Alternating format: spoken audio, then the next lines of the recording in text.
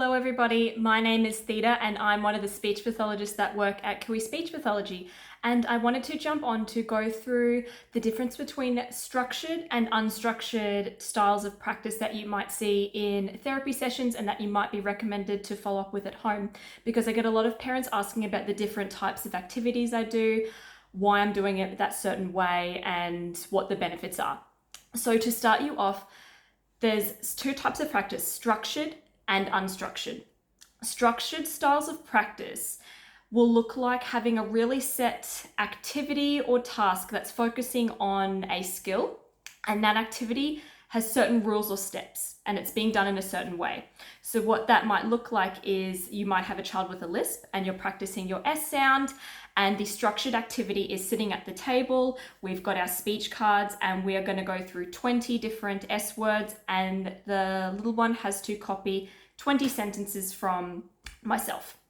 Or it might look like, if we're doing literacy, we're going through our blending strategy. We've got a list of words and we go through and just apply our blending strategy through each of the lists until we're done.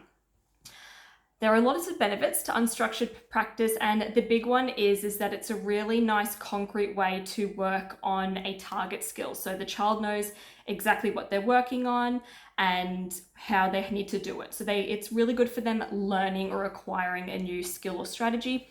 And it's also really helpful for parents who are in the new stage where they're just getting their head around a skill or strategy that they need to be implementing with their child, because the parent has a really nice clear set activity. They can follow these steps. There's less having to think on the fly and problem solve for the parent.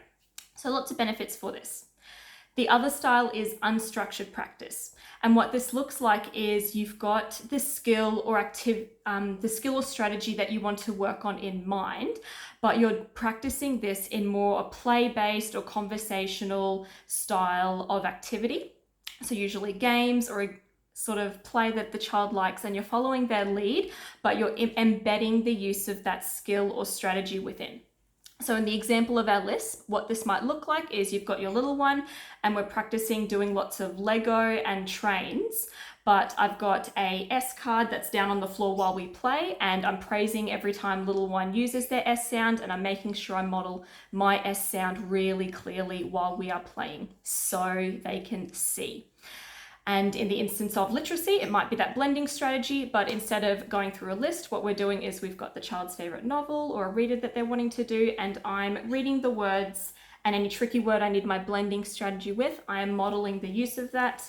And again, when the little one's having a turn reading there, I'm encouraging them to practice using that blending strategy to help them.